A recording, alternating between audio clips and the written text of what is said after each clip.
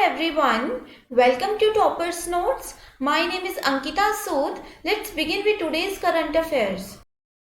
हमारा पहला आर्टिकल है कि इंडियन एग्रीकल्चर की स्टेट को देखते हुए it seems intensive to propose that MSP नहीं दिया जाना चाहिए या उस मैटर के लिए बढ़ाया जाना चाहिए था। एंड लास्ट वीक की अगर बात करें तो लास्ट वीक प्रधानमंत्री नरेंद्र मोदी ने 3 कॉन्टेंशियस फार्म लॉज को वापस लेने का डिसीजन लिया है। अब जबकि 3 कानूनों को वापस लिया जा रहा है तो 2 में से 1 या दोनों हो सकता है।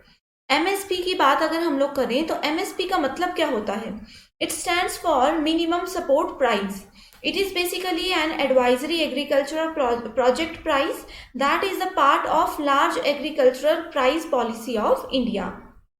हमारा अगला आर्टिकल है रिसेंटली यूनेस्को की एक न्यू स्टडी में ये बताया गया है कि पूरे वर्ल्ड में स्कूल के लंबे समय तक बंद रहने के कारण, एंड ये जो रीज़न था स्कूल्स के लंबे समय तक बंद रहने का, ये कोविड-19 था। ठीक है, सो स्कूल्स के लंबे समय तक बंद रहने के कारण एजुकेशनल डिस्ट्रप्शन यानी कि शैक्षिक व्यवधान न केवल शिक्षा के नुकसान पर खतरनाक प्रभाव डालेगा बल्कि जेंडर इक्वालिटी के लिए भी ये जो है एक बड़े लेवल का खतरा पैदा कर सकता है। एक ग्लोबल स्टडी जिसका कि नाम है when schools shut, gendered impact of covid school closures, इस बात को प्रेजेंट करता है कि गर्ल्स एंड बॉयज या फिर यंग विमेन एंड मेन को एक कॉन्टेक्स्ट के आधार पर स्कूल बंद होने से अलग तरह से प्रभावित किया गया है। Our next article is union cabinet ने आंध्र प्रदेश, छत्तीसगढ़, झारखंड, महाराष्ट्र एंड उड़ीसा के 5 स्टेट्स में एस्पिरेशनल डिस्ट्रिक्ट्स के अनकवर्ड विलेजेस में मोबाइल सेवाओं के प्रावधान के लिए मंजूरी यहाँ पे दे दी है। इस प्रोजेक्ट में 5 स्टेट्स के 44 एस्पिरेशनल डिस्ट्रिक्ट्स के 7,287 विलेजेस में 4G बेस्ड मोबाइल सर्विसेज प्रदान की जाएंगी, जिसकी एस्टिमेटेड इम्प्लीमेंटेशन कॉस्ट होगी अबाउट 6,444 रुपीज करोड़, जिसमें ऑपरेशनल एक्सपेंसिव 5 ईयर्स के लिए यहाँ पे प्रोवाइड करवाई जाएंगे। इस प्रोजेक्ट में यूनिवर्सल सर्विस ऑब्लिगेशन फंड यानी कि यूएसओएफ द्वारा फंड दिया जाएगा और एग्रीमेंट साइन करने के बाद 18 मंथ्स के अंदर अंदर ही ये कार्य पूरा कर दिया जाएगा।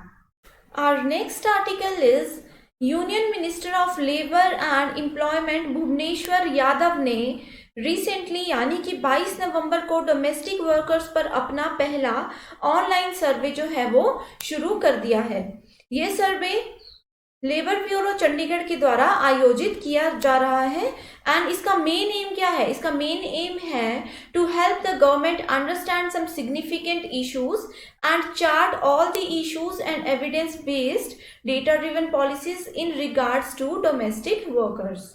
अगर हम बात करें इस सर्वे की तो इसे बेसिकली 2 मेजर ग्रुप्स में डिवाइड किया गया है। फर्स्ट ग्रुप जो है वो है हाउस होल्ड कैरेक्टरिस्टिक्स से रिलेटेड एंड दूसरा ग्रुप है डोमेस्टिक कैरेक्टरिस्टिक्स से रिलेटेड। तो हाउस होल्ड कैरेक्टरिस्टिक्स में आते हैं household size, religion, social group, usual monthly consumption expenditure and nature of dwelling unit. And अगर हम लोग बात करें डोमेस्टिक कैरेक्टरिस्टिक की तो it include name, age, relationship to the head of family, marital status, general education level and usual principal activity status.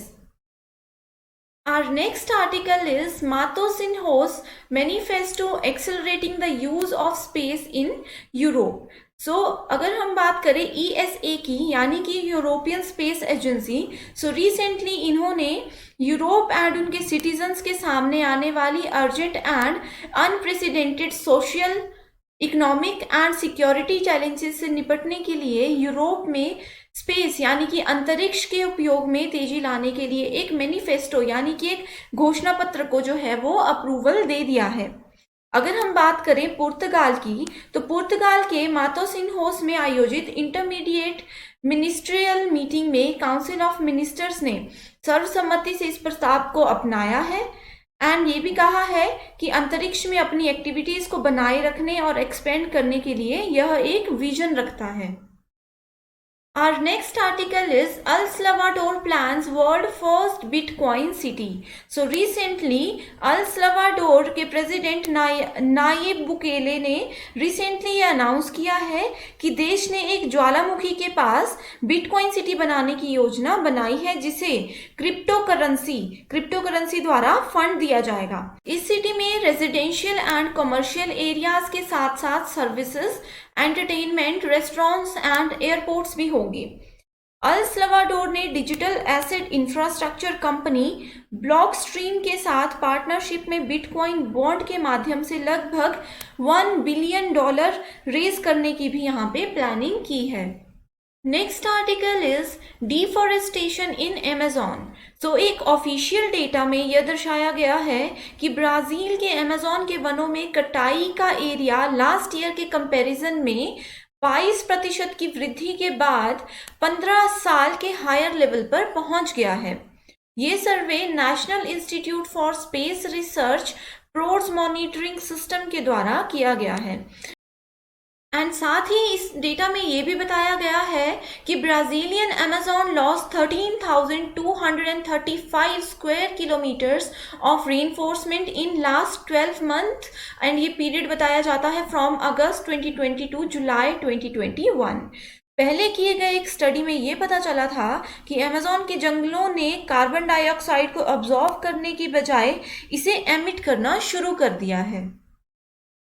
Next article is database of unorganized workers is a welcome step towards creating a robust social security architecture. So migrant workforce पर credible data की absence, उन्हें quickly identify करने में असमर्थता का मतलब है कि तीव्र आर्थिक संकट के पीरियड के दौरान इस सेक्शन को बहुत कम नीति समर्थन जो है वो दिया गया था। Our next article is Amnesty urges Pakistan to end enforced disappearances. So, Amnesty International ने पाकिस्तान अथॉरिटीज से बिना किसी मुकदमे के सस्पेक्ट मिलिटेंट्स को कई सालों तक फोर्सिबली डिसअपियर रखने की परंपरा पर रोकने का आग्रह किया और इस प्रथा को उन्होंने एबहॉरेंट बताया है।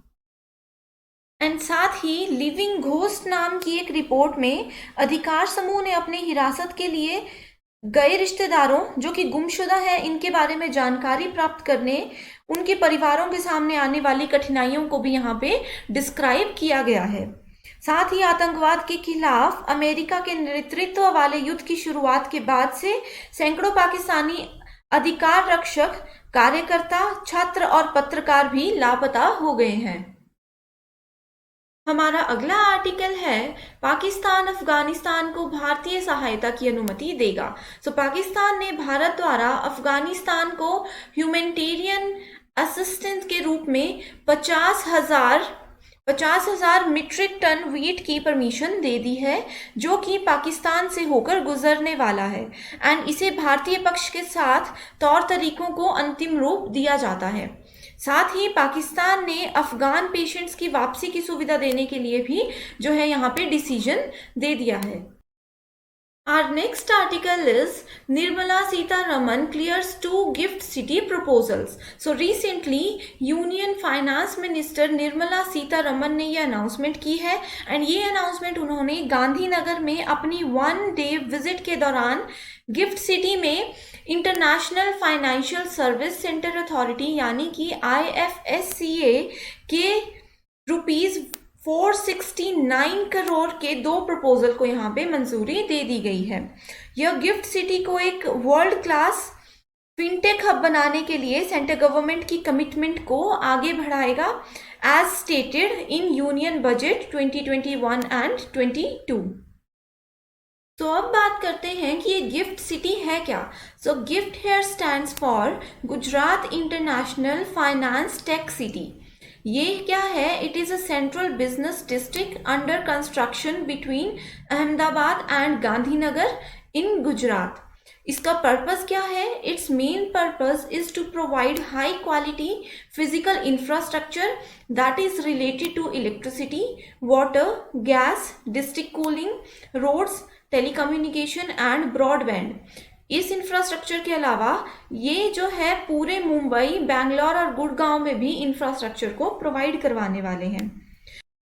Our next article is Indian Prime Minister Narendra Modi to repeal farm laws after year of protests. अब हम सभी को पता है कि फार्मर्स पिछले 1 साल से प्रोटेस्ट कर रहे हैं. सो रिसेंटली यहाँ पे गवर्नमेंट ने अनाउंस किया है the repeal of 3 contentious farm laws, assuring farmer groups protesting against them for the past year that the legislative process for the repeal would be completed in upcoming winter session of the parliament.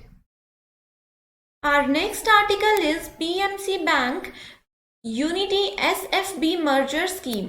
सो अगर हम बात करें PMC, it stands for Punjab and Maharashtra cooperative bank and SFB stands for small financial bank.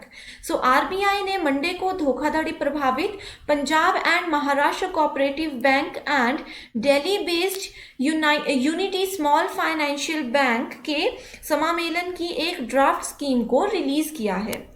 Unity SFB Centrum group and Bharat पे के बीच एक joint venture है. ठीक है, इसने 1 नवंबर से एक स्मॉल फाइनेंशियल बैंक जिसको कि SFB बोला जाता है, इसके रूप में ऑपरेशन जो है वो स्टार्ट किए थे. ठीक है, नेक्स्ट अगर हम लोग बात करें समामेलन की एक ड्राफ्ट स्कीम के हिसाब से, समामेलन के बाद PMC बैंक के डिपॉजिटर्स को उनका पैसा 3 से लेकर के 10 साल के पीरियड में वापस मिल जाएगा. इन्होंने यहाँ पे ये भी कहा है कि ट्रांसफरी बैंक यूनिटी पहले एलिजिबल डिपॉजिटर्स को DICGC के प्राप्त 5 लाख रुपए या उससे कम की जो पेमेंट है वो दे देगी. Our next article is Andhra Pradesh state assembly ने लास्ट TDP शासन की अमरावती की करंट कैपिटल को डेवलप करने की स्कीम के साथ आगे बढ़ने की बजाय सर्वसम्मति से 2 लॉज को रिपील करने के लिए एक विधेयक पारित किया है. साथ ही जिसे कि पिछले साल YSRCP गवर्नमेंट के 3 डिफरेंट स्टेट कैपिटल को सेटअप करने के विवादास्पद कदम के पार्ट के रूप में मंजूरी यहाँ पे दे दी गई है. Our next article is about प्रथम फाउंडेशन. सो इंडिया एंड पूरे वर्ल्ड में अंडर प्रिविलेज चिल्ड्रन के बीच क्वालिटी ऑफ एजुकेशन प्रोवाइड करवाने वाला ये एक डेडिकेटेड सिविल सोसाइटी ऑर्गेनाइजेशन है जिसका नाम है प्रथम फाउंडेशन. सो प्रथम फाउंडेशन को 2021 में पीस, डिसआर्ममेंट एंड डेवलपमेंट के लिए इंदिरा गांधी पुरस्कार से सम्मानित किया गया है. तो अब अगर हम लोग बात करें इंदिरा गांधी प्राइज के बारे में, तो ये प्राइज दिया जाता है for piece, disarmament and development. ये एक प्रेस्टिजियस अवार्ड है जो कि इंदिरा गांधी मेमोरियल ट्रस्ट के द्वारा दिया जाता है एंड इसकी लोकेशन जो है वो न्यू दिल्ली है. एंड अगर हम बात करें प्रथम फाउंडेशन की, so it was founded in 1995 and Pratham began activities in slums, established a community-based kindergarten and provided tutoring for late class students.